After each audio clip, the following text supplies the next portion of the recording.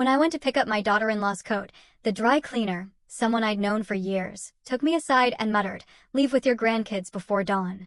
Stunned, I asked why. He lifted a bag. "Found this in her coat."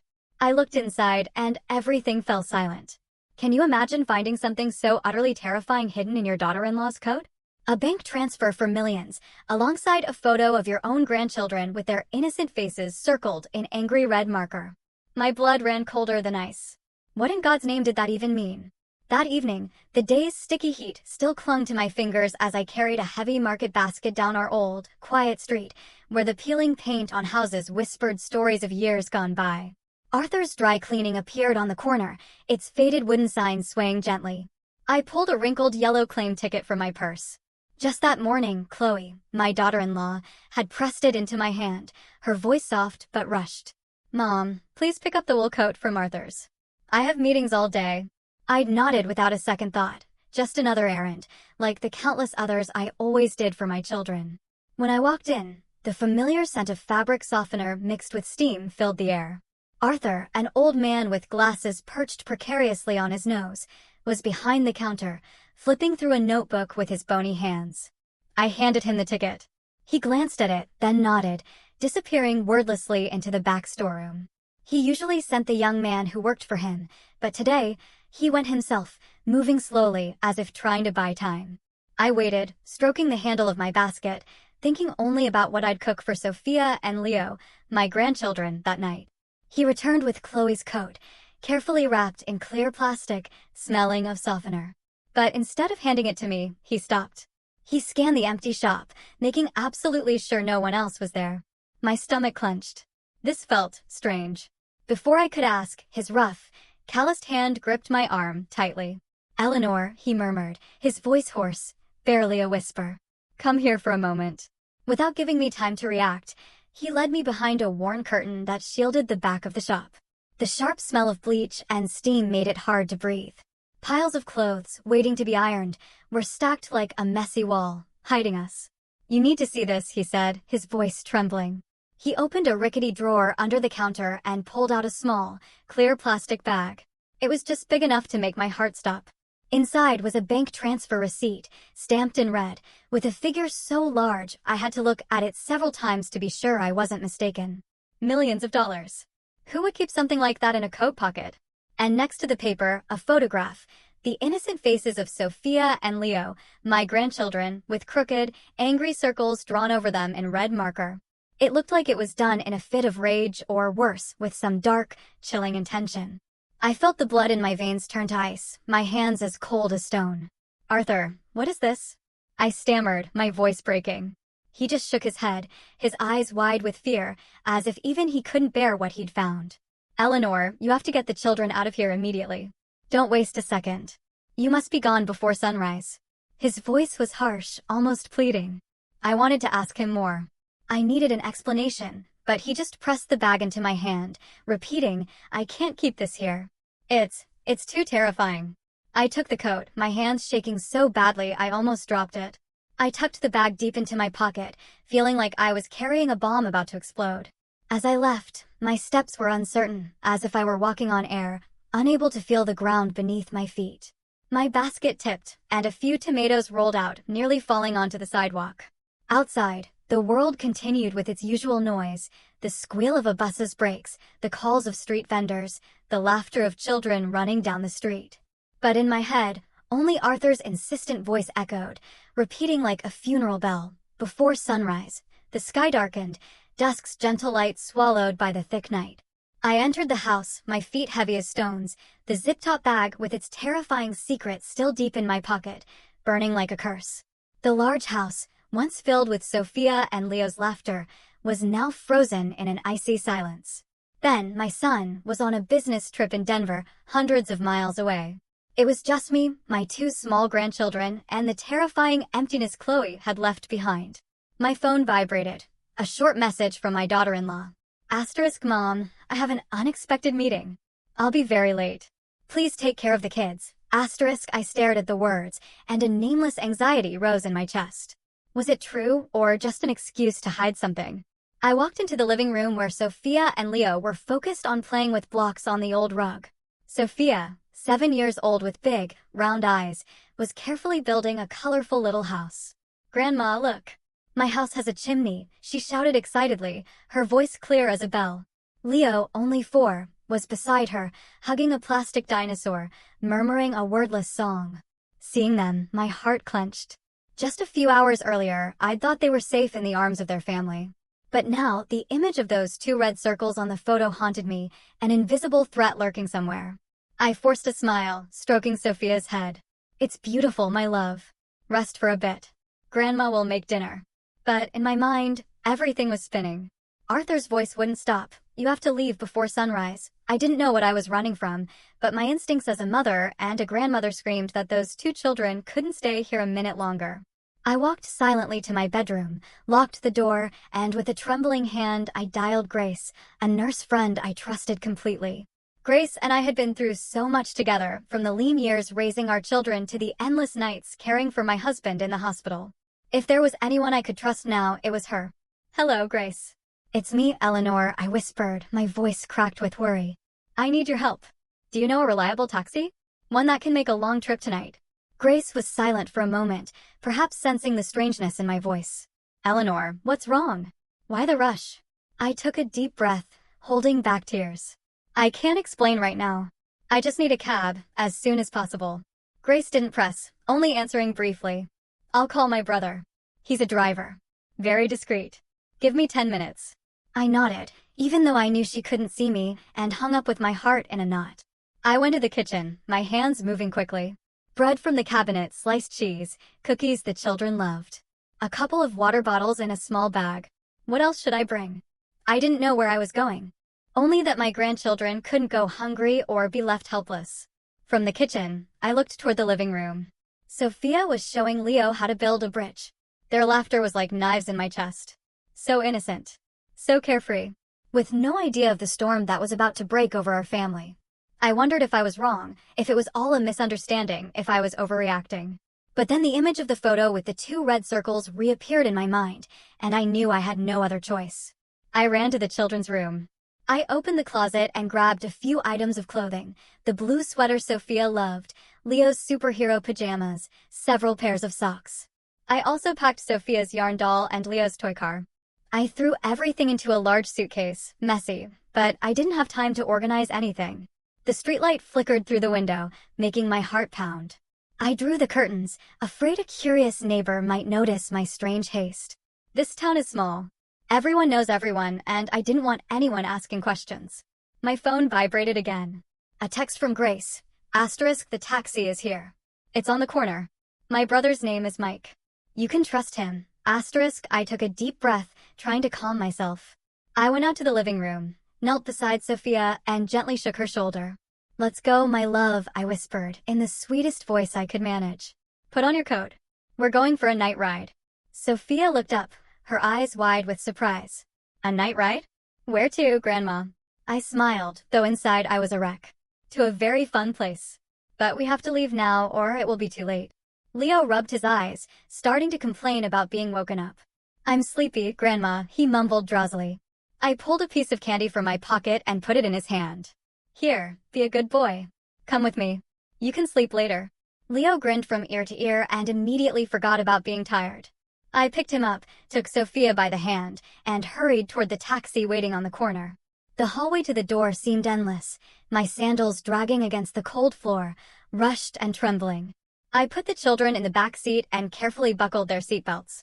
Sophia hugged her doll, looking at me with curiosity, but still trusting. Leo let out a long yawn, resting his head on his sister's shoulder. I sat next to them, clutching the suitcase to my chest, my heart heavy. The driver, a middle-aged man with a tired face, watched me in the rearview mirror.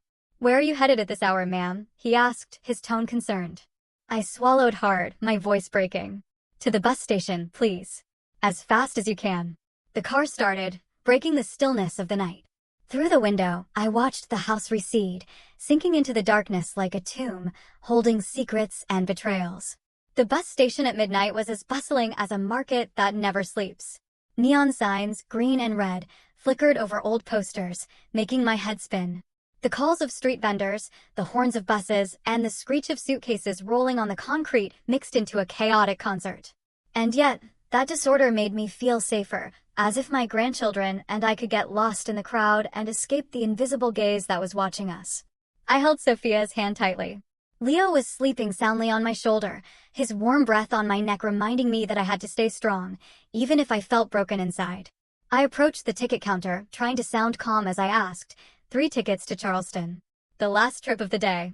The ticket agent, a man with a messy mustache, glanced at me and the children. Then he slid 3 tickets through the window. It's leaving immediately. Get on quick or you'll miss it, he said in a monotone voice. I nodded, paid, and turned to Sophia, forcing a smile. We're going to visit a distant relative. We're going to have a great time. The girl nodded, though her big eyes reflected curiosity. Which relative, Grandma? Do I know them? I stroked her head, avoiding her gaze. It's an old family member. You haven't met them yet. Get some sleep. It's a long ride. Sophia nodded again, hugging her yarn doll tightly. Her eyes fixed on the bus window. The bus pulled away, the roar of the engine breaking the night silence. Leo remained asleep on my shoulder, his head lolling, his hand still clutching his toy car. I looked outside, the streetlights blurring past like fading memories. Charleston, the place where I had lived more than 20 years ago, was the only option in my head at that moment. It was there that my husband and I built the first years of our marriage, where Ben was born and where I once felt safe. Now, I just hoped that city would be a refuge for the 3 of us, even if only temporarily. But deep down, I knew I wasn't just running away. I was searching for a way to face a truth I didn't yet dare to name. When we arrived in Charleston, it was already dawn, the pale light filtering through the old rooftops. I carried Leo and led Sophia to a small motel hidden behind the central square. The room was cramped, with a faint smell of dampness and a double bed covered in faded sheets. I put both children on the bed and tucked them in. Sophia murmured in her sleep, Grandma, where's Mommy? That question pierced my heart like a dagger. I just stroked her head and whispered, Sleep, sweetie. Your mommy is busy. She'll be here in a little while. But I knew very well it was a lie. Chloe, the daughter-in-law I once loved so much, was now an enigma, a dark shadow I didn't dare to face. I sat by the window, my hands clasped, my mind racing. The plastic bag was still in my coat pocket, as heavy as a curse. The transfer receipt, the photo with 2 red circles, and Arthur's warning were pieces of a puzzle I didn't know how to begin to solve.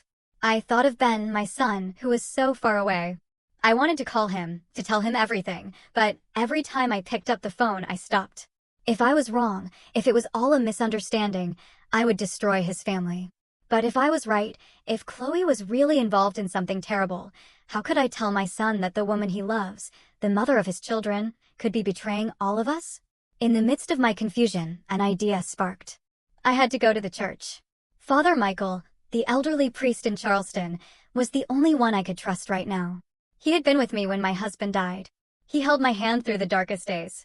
If anyone could help me find my way, it was him. I decided that morning I would take the children to Mass, to pray for peace and to find a way out. The next day, I woke Sophia and Leo. I helped them get dressed. Come to church with me, and I'll buy you ice cream afterward, I said, faking cheerfulness in my voice. Leo got excited.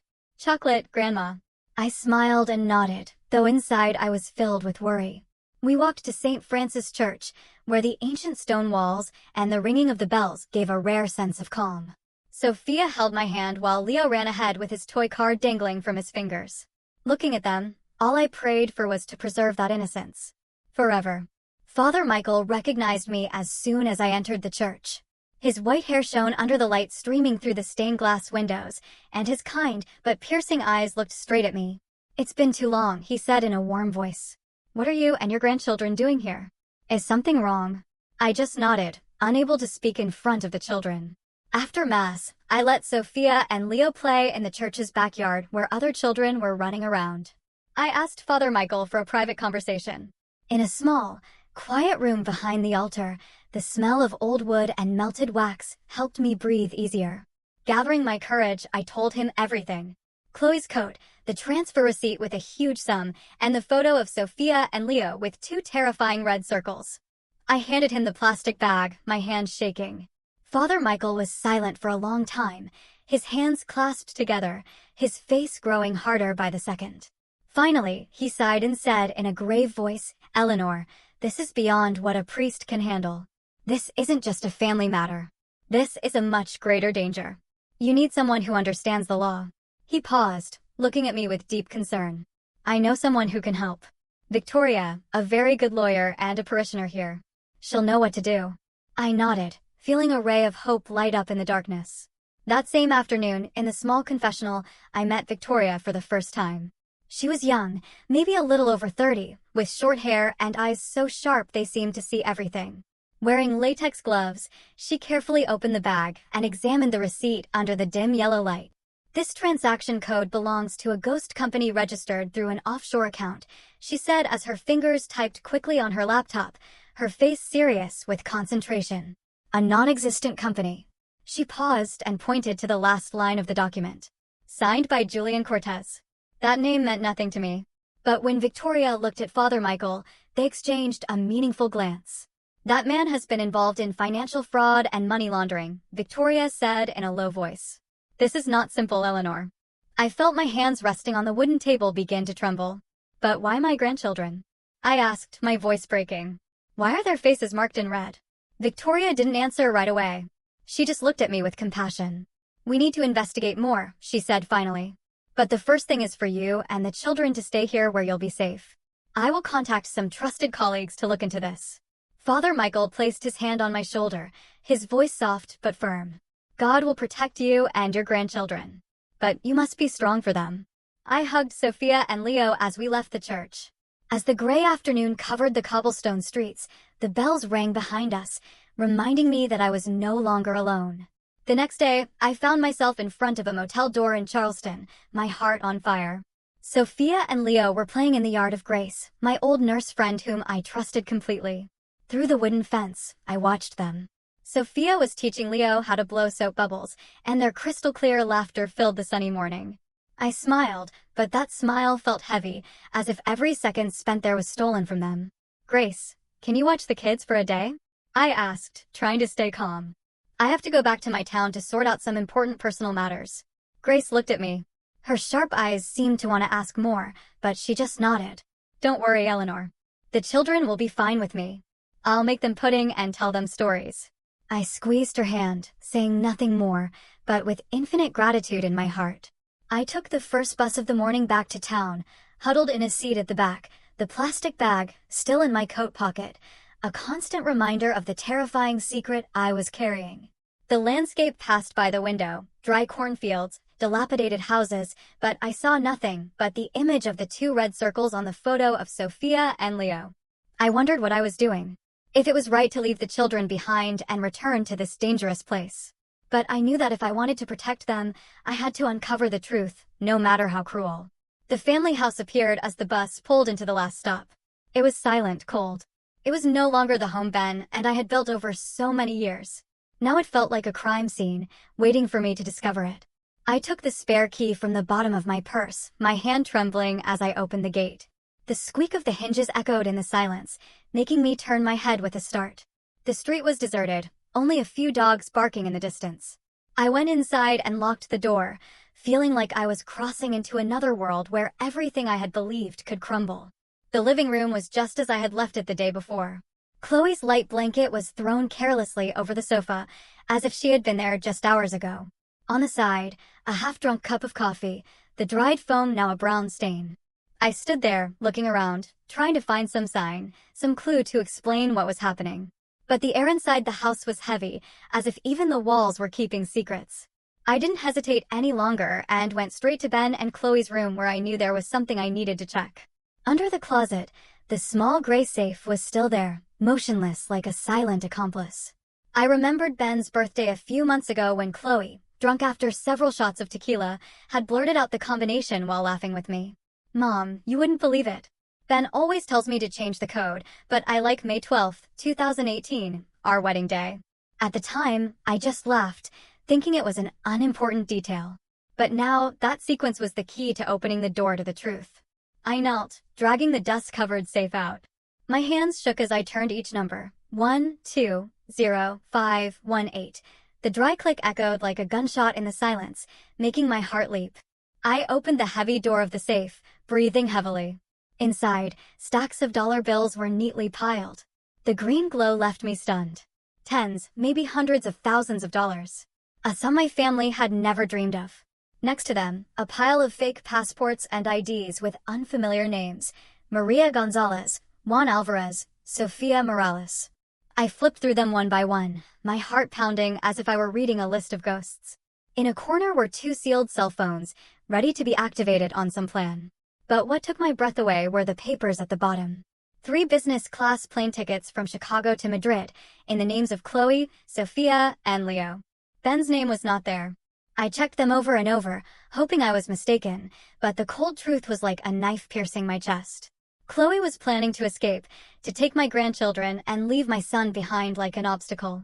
I pulled out one more envelope, my hands trembling. Inside, there was a photo. Chloe smiling radiantly next to an unk. Noun man, elegant in a black suit. On the back of the photo, a handwritten scrawl, my Cortez. That name, Julian Cortez, matched the signature on the transfer receipt. The whole room began to spin, the air grew thick, and I struggled to breathe. I sat on the floor, my back against the dresser, the photo falling from my hands.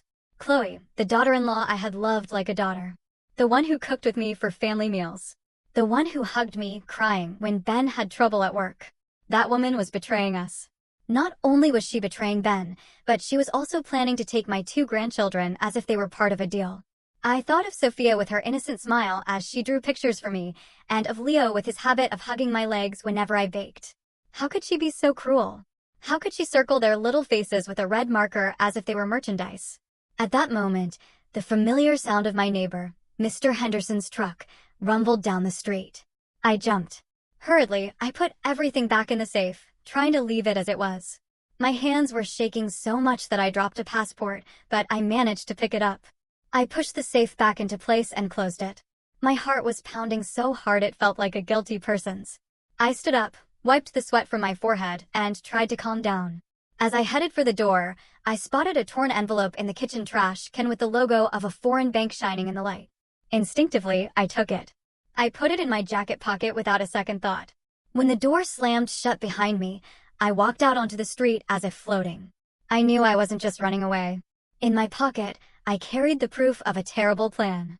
Chloe planned to escape with Cortez, taking a fortune, abandoning Ben, and worst of all, taking my 2 grandchildren with them as part of the deal. I returned to the motel in Charleston, my legs heavy as lead, my pocket still holding the horrible evidence from the house. It was now midday. The dim sunlight filtered through the slits of the thin curtains, falling on the old wooden floor. Sophia and Leo had just woken up from their nap. They were on the bed, rubbing their eyes. Sophia, her hair tangled, looked up at me, her big, innocent eyes wide. "Grandma, when are we going home to Mommy?" Her question was like a knife in my chest. I knelt, stroked her hair, and tried to smile, though I knew the smile was forced. "Soon, my love. Your mom is busy with something. Stay with me for a few more days, okay?" But my throat was closing up. I couldn't say more. Leo, hugging his plastic dinosaur, interrupted. "Grandma, I want cookies." I nodded. I took a package from my bag and gave it to him, just to hide the fact that my hands were still trembling. I took both of them to the motel's small courtyard where there was an old swing set. "Play for a while. I'll watch you from here," I told them, trying to sound calm. But inside, I felt like I was on the edge of a cliff. What I had found in the safe, the stacks of money, fake passports, plane tickets, and the photo of Chloe with Cortez, would not stop tormenting me. I knew I couldn't stay here forever, nor could I keep running without facing the truth. But how could I protect my grandchildren if their own mother, whom I once trusted, was part of this nightmare? Later that afternoon, Victoria arrived. Her steps were quick, but her eyes reflected concern. She was accompanied by 2 men in plain clothes, though their bearing made their cold professionalism clear. They introduced themselves as federal agents, showing credentials with official seals. "Ma'am, I'm Agent Miller," one of them said in a grave, firm voice. "This is my partner, Agent Davis. We need to see everything you found." I nodded and led them to the cramped rental room where a small wooden table had become the center of the entire truth. I spread everything out on the table: the receipt for a massive transfer, the envelope from the bank, a photo of Chloe smiling next to Cortez, 3 plane tickets to Madrid, and a stack of fake passports. Each object was like a new stab, reminding me of Chloe's betrayal. Agent Davis took a still-sealed cell phone and connected it via a USB cable to a small device. His laptop screen lit up, showing lines of code running at high speed. "We can recover the deleted data," he said without looking up. "These things usually hold more information than people think." I remained seated, my hands clasped, my heart pounding hard. Outside, Sophia and Leo were playing in the courtyard, their laughter reaching me, but I didn't dare to look. I felt that if I lost control for even a second, I would let out the pain that was suffocating me. After a few tense minutes, Davis turned the screen towards me. There was a photo folder, and the first image was again of Sophia and Leo. Their innocent faces were circled in red marker, distorted with a cruel intention. I held my breath as if the air in the room had vanished. Agent Miller pointed at the screen, his voice lowered as if trying to prevent me from breaking down. "Ma'am, this isn't a personal mark. It's a symbol used in human trafficking networks." The word trafficking sounded like a thunderclap, leaving me paralyzed. He enlarged the image and showed a series of tiny numbers in the corner. "It's a transaction code. The red circle means target selected. The children are part of a much larger plan." Instinctively, I wanted to hug my grandchildren even though they were outside, as if I could protect them from that terrifying truth. My eyes filled with tears, but I refused to cry. I didn't want the little ones to see me. "You mean they plan to sell my grandchildren?" I asked in a trembling voice, barely audible. Miller nodded with a look full of compassion. "We don't know the whole plan yet, but this evidence points to an organized criminal network." "And the woman in this photo?" he asked, pointing to Chloe, most likely an accomplice. Victoria placed her hand on my shoulder, and her voice trembled, too. "Eleanor, this is no longer a family matter. It's an extremely serious criminal case. We're going to do everything we can to protect the children." But her words couldn't calm the storm inside me. Chloe, the daughter-in-law I had loved like a daughter, who was with me when Leo was born, who shared laughter on so many family nights. How could she be so cruel? How could she turn two children, her own blood, into targets for a dirty business? Davis continued typing on the laptop, pulling up messages that had been deleted. One appeared, short but cold, *2 targets selected. In short, timely delivery, the message was sent from Chloe's number to an unknown number. Signed, J.C. Julian Cortez. I felt the blood in my body freeze. She really did this," I murmured, not knowing who I was talking to. Victoria took my hand, squeezing it gently. "Eleanor, I know this hurts so much, but you have to be strong for the children." They told me to stay calm, to act as if nothing was wrong. "Do not communicate with Chloe," Miller said in a firm voice. "She must not know what you've discovered. We need time to investigate further." I nodded. But my heart was in a tangled mess. How could I pretend to be normal when every breath carried the pain of betrayal? How could I look into Sophia's and Leo's eyes knowing their mother had planned to sell them as if they were merchandise? I brought the two grandchildren back to the room, trying to play with them as usual. "Grandma, tell the story about the vampire," insisted Leo, climbing onto my lap. I hugged the boy and told him the story he loves. But my voice broke as if I myself were lost in a nightmare. Sophia was on the side, drawing with colored pencils, humming a song. I looked at them, and my chest ached as if it were being torn apart. They were carefree innocent, not knowing their world had been on the verge of being shattered by the very mother they loved. Outside, black clouds gathered and a sudden downpour began. The rain beat hard on the motel's tin roof, marking the rhythm of the chaos in my chest. I drew the curtains, hugged the children, trying to protect them from the storm outside and the storm within me. The next morning, a black car pulled up in front of the motel. No license plate, no lights, but I knew it was a federal police vehicle. Victoria had called earlier to tell me to get ready. "Eleanor, today we're going to plan everything," she said over the phone, her voice confident, though with a hint of concern. I quickly put on a sweater. I woke the two grandchildren and asked them to stay with Grace for one more day. "Where are you going, Grandma?" Sophia asked with those big, curious eyes. I stroked her head, trying to force a smile. "I'm going to see an old friend. I'll be back for you in the afternoon." Leo, nibbling on a cookie, nodded without asking further. I kissed them on the forehead and got into the car, my heart as heavy as if I were carrying the whole world on my shoulders. The federal police office in Charleston was hidden on a narrow street, with no sign to indicate that serious cases were handled there. I went in and was taken to a small meeting room where the smell of old coffee and papers hung in the air. Victoria was already waiting, seated at a long table. Across from her were 3 officers, Miller, Davis, and a female officer named Hayes, whose gaze was both stern and gentle. Eleanor, we've reviewed the evidence you gave us, Miller began in a grave but sharp voice. This is a major case related to an international crime ring. We need your cooperation to capture Chloe and Cortez. They explained the plan, to create a fake scene where Sophia and Leo had disappeared to make Chloe and Cortez panic and reveal their movements. We will monitor all their communications, Hayes said, pointing to a screen showing a map of the city. We've installed a listening device on Chloe's phone and are tracking Cortez's number. They will contact each other, and then we will have enough evidence. I listened, but my heart tightened. And my grandchildren? Will they be safe? I asked, my voice trembling, unable to hide my fear. Hayes put a hand on my shoulder with a firm look. Don't worry, we have arranged an absolutely safe shelter for the children. You will be able to video call them whenever you want to see them. And they took me to another room where a social worker was playing with Sophia and Leo in a room full of toys. Sophia was coloring a picture, and Leo was building with Legos while babbling a story about a spaceship. Seeing them, I felt like crying. They didn't know I was trying to protect them from their own mother. Eleanor, the social worker said in a soft voice, the children will stay here with me. I will take care of them as if they were my own. I nodded, hugged my 2 grandchildren tightly one more time before leaving, feeling like I was leaving a part of my heart behind. That night, I returned to the motel and sat alone in the small room, phone in hand, waiting. Victoria and Davis were with me. The listening device was on the table, and the laptop screen glowed with the messages being monitored, just as we expected. My phone vibrated. A message from Chloe, in a desperate tone, *Mom, where are you? Have you seen the kids? They're gone. I've called the police.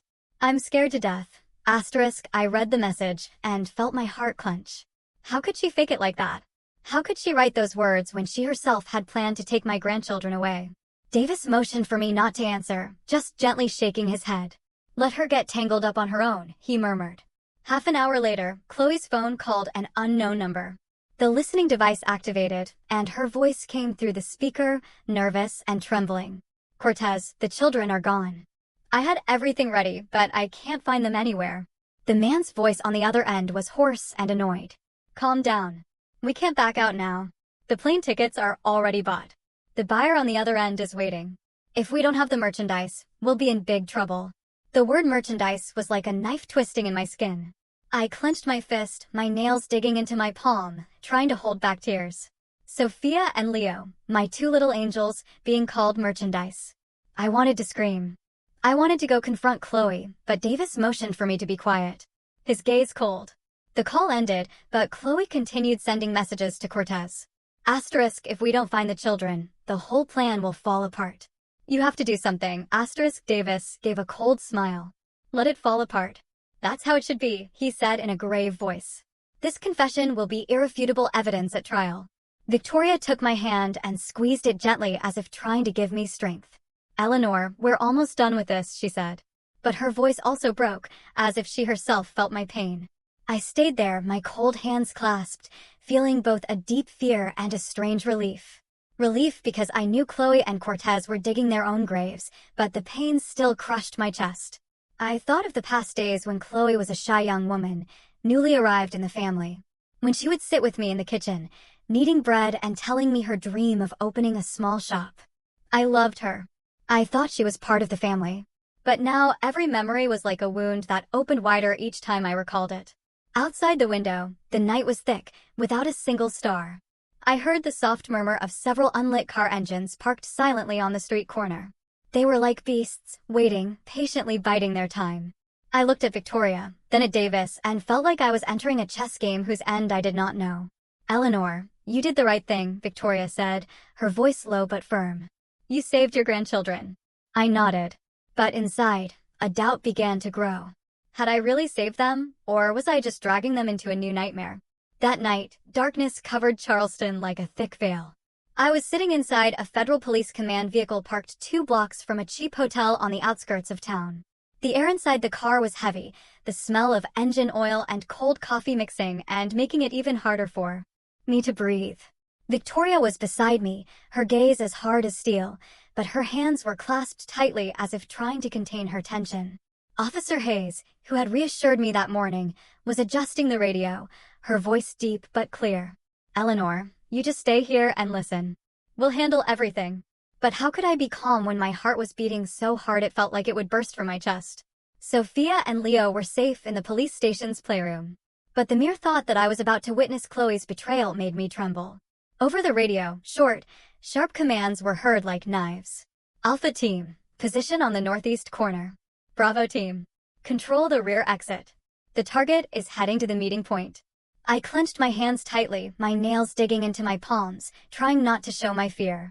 Victoria placed a hand on my shoulder and murmured, "Eleanor, it will all be over tonight. You did the right thing by getting the children out." I nodded, but tears were already streaming silently down my cheeks. The right thing? What had I done besides run away and ask for help?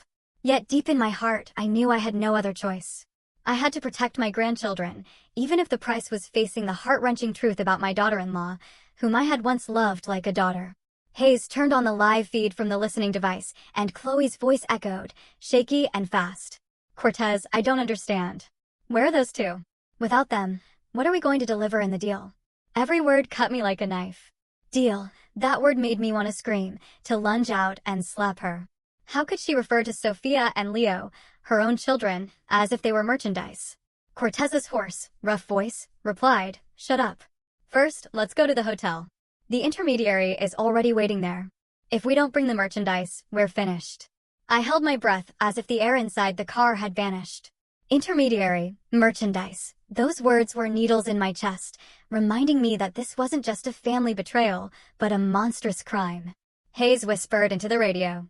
"The target has entered the parking lot. Prepare to move in." Through the microphone, I heard the dull thud of a car door closing, then rapid footsteps on the concrete. I imagined Chloe and Cortez, two tense figures moving towards the empty parking lot, unaware they were walking straight into the trap set by the police. Suddenly, a firm shout tore through the quiet. "Federal police, hands up!" The thunder of running boots, the click of flashlights turning on, and then a sharp scream from Chloe, so piercing it ripped through the night. "No, it can't be," she cried, her voice filled with terror. Over the radio, I heard sounds of a struggle. "Cortez, run!" Chloe yelled, but immediately an officer ordered freeze. "Put your hands up or I'll shoot." There was a thud, then the sound of Cortez's body hitting the ground next to a white van. "Don't move," another voice commanded. I heard the metallic click of handcuffs being fastened. Chloe was crying, her voice in pieces. "You're mistaken. I didn't do anything." But then I heard her purse fall to the ground, stacks of money spilling out, and the cold voice of an officer. "Do you have anything else to say?" Sitting in the car, I couldn't hold back anymore. Tears streamed silently down my cheeks. I didn't know if I was crying with relief because the trap had worked, or with the pain of facing the truth that Chloe, whom I had considered a daughter, was willing to sell my two grandchildren. Victoria took my hand, squeezing it tight. "Eleanor, they've got them. The children are safe," she said, her voice trembling. But the pain inside me did not subside. I thought of those nights when Chloe would sit with me, laughing, sharing small dreams. I believed her. I loved her. I thought she was part of the family. Now all that was left was a ghost, someone who had wanted to destroy everything. A voice came over the radio. Brief but authoritative. Both targets secured. Operation successful. No casualties. Outside, the sirens all went on at once. The red and blue lights spun, reflecting off the old hotel walls. I heard patrol car engines starting, voices giving orders, hurried footsteps. The night seemed torn apart by chaos, but for me, it was the sign that the net of fate had finally closed. A few weeks later, I sat in the courtroom of the federal courthouse in Charleston. The air was heavy, thick, as if the walls held secrets. The benches were filled with neighbors mixed with a few reporters armed with cameras and notebooks, their gazes sharp, ready to record every moment. I held Sophia and Leo tightly. The children snuggled against me as if they could feel the tension in the air. Victoria was beside me, rubbing my back, whispering, "Eleanor, it will all be over today. You have been very brave." But how could I feel strong when my heart was in pieces? The truth about Chloe, about her terrible plan, was about to come to light, and I knew it would leave scars impossible to erase on me and my grandchildren. Chloe appeared in the defendant's box, wearing a beige prison jumpsuit. Her hair tangled, with no trace of the radiant daughter-in-law I had known. Her face was gaunt, aged 10 years, her eyes sunken, as if her guilt also haunted her. Beside her, Cortez trembled, his hands cuffed, his head down, unable to look at anyone. Seeing him, I didn't know what to feel, rage, pain, or just a cold emptiness in my chest. I had loved Chloe. I had believed she was part of the family. I even defended her in her fights with Ben. But now she was just a stranger, a woman who had tried to sell my grandchildren as if they were merchandise. The prosecutor, a middle-aged man with a firm voice, stood up and began to speak. Your Honor, we are trying a particularly serious case related to money laundering, conspiracy to kidnap children, and participation in a transnational criminal organization. He presented the evidence one by one, each piece like another stab in my heart. The transfer receipt with a huge sum appeared on the large screen. The numbers in red made the whole room murmur. Then he showed a pile of fake passports, strange names that recalled the criminal network Chloe and Cortez were involved in. 3 plane tickets to Madrid, only in the names of Chloe, Sophia, and Leo, were projected, making me squeeze my grandchildren's hands tightly so they wouldn't notice my trembling. But what made the room erupt was when the photo of Sophia and Leo appeared with 2 crooked red circles marking their faces. Some women in the back rows exclaimed, "How horrible!" The murmur grew like a wave, filled with indignation and horror. I immediately pulled Sophia and Leo close, covering their eyes. "Grandma, what is that?" Sophia whispered in an innocent voice. I stroked her head and replied with a broken voice. "Nothing, sweetie. It's just an old photo." But inside I wanted to scream. I wanted to cry until I was empty. How could I explain to them that their own mother had marked them as targets for a criminal enterprise? The prosecutor continued, his voice growing sharper, as he presented the recording of the phone call that changed everything. Chloe's voice filled the room, desperate but icy. "Cortez, the children are gone. Without them, what are we going to negotiate with?" Cortez's voice responded curtly. "First, go to the hotel. The intermediary is waiting." The entire room fell silent. Only Chloe's ragged breathing could be heard over the speaker. I heard every word as if it were being branded into my mind. Every phrase of hers was a knife, shattering the memories of the days when I believed she was family. Chloe's defense attorney stood up, trying to save her. "Your Honor, my client is a victim, manipulated by Julian Cortez. She was unaware of the trafficking network and had no intention of harming her children." But the prosecutor immediately retorted, his voice as sharp as a razor. In the recording, the defendant herself says she needed the children to negotiate. That is the act of an accomplice, not a victim.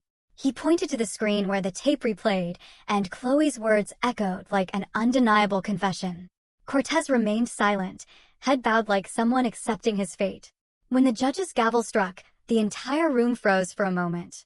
The defendants, Chloe Lopez and Julian Cortez, are sentenced to lengthy prison terms for money laundering, conspiracy to kidnap children, and participation in a transnational criminal organization, the judge declared, his voice deep and firm. The room erupted in comments. Some shook their heads in disgust. Others whispered in horror. I sat there squeezing Victoria's hand, breathing a sigh of relief, but with a bitter knot in my throat. Justice had been served, but it couldn't erase the pain in my heart. Sophia tugged at my blouse, her voice very quiet. "Grandma, where's Mommy?" The girl's question pierced me like a knife. I hugged her tightly, unable to answer. How could I tell her that her mother, whom she loved, was being led away in handcuffs behind bars? Leo, sitting beside her, looked up with wide eyes. "Did Mommy go on a work trip, Grandma?" I just nodded, silent tears falling. "Yes, she's very busy. But Grandma and your dad will always be here with you, okay?" They both nodded, but I knew this truth would remain as an eternal scar on their hearts. When we left the courthouse, the scorching midday sun beat down on the square. People were dispersing, their laughter and conversations mixing with the noise of traffic. But for me, everything seemed to fade away. Victoria took my hand and said softly, "Eleanor, you saved the children. You are their hero." I smiled weakly. But inside, I didn't feel like a hero. I was just a grandmother, a mother, trying to protect what little was left of my family. The truth, however cruel, had finally come to light. Several months have passed since the trial, and my 2 grandchildren's lives and mine have slowly found a new rhythm in Charleston. I rented a small apartment near the central square where every morning the church bells ring, as clear as a peaceful melody, pulling me out of nightmares about Chloe and Cortez. The apartment isn't large, just a small living room, a kitchen nook, and 2 narrow bedrooms. But for me, it's a sanctuary, a new home for Sophia and Leo. Every morning, I wake up early and make breakfast. An egg sandwich for Leo, cookies, and milk for Sophia. I comb Sophia's hair, straighten the collar of Leo's uniform, and walk them to the elementary school near St. Francis Church. Seeing them run into the classroom, waving at me with a radiant smile, I feel a spark of hope sneak into my heart, even though the pain still burns like an open wound. One afternoon, while watering some chrysanthemum pots on the balcony, a yellow taxi stopped in front of the building. The door opened and Ben got out, a travel bag over his shoulder, his shirt wrinkled from the long journey from Denver. My son was visibly thinner, his face gaunt, his eyes sunken as if they carried a story too heavy to bear. I dropped the watering can. Water splashed on the floor, and I ran to hug him. "Ben, you're back," I exclaimed, my voice choked, holding him tightly as if I feared he would vanish, just like those peaceful days that were gone. Ben hugged me back, then knelt and opened his arms as Sophia and Leo ran from inside the house, shouting excitedly, "Daddy! Daddy!" They threw themselves into his arms with laughter. And in that moment, I saw Ben's eyes light up, if only for a second. That night, the four of us sat around the small table in the kitchen. I made the chili that Ben had loved since he was a child, the aroma of corn and spices filling the house with warmth. Sophia told stories from school and Leo showed off a drawing his teacher had praised. But the atmosphere was still heavy, as if we all knew there was an unspoken topic, something that had to be said. After clearing the dishes, I sent the children to their room to play with puzzles and sat down across from Ben. "Son, I have to tell you everything," I said in a grave voice, clasping my hands to stop them from shaking. I began to speak slowly, from that afternoon at Arthur's dry cleaners when I received the coat and discovered the plastic bag with the transfer receipt and the photo of Sophia and Leo marked with a red circle. I told him about the overnight bus ride, about the safe under the dresser, about the plane tickets to Madrid without his name on them, and about the trial where the atrocious truth about Chloe and Cortez was revealed. Every word was like a stab, not just for me, but for Ben's heart as well. He remained silent, running his fingers through his messy hair, his eyes red.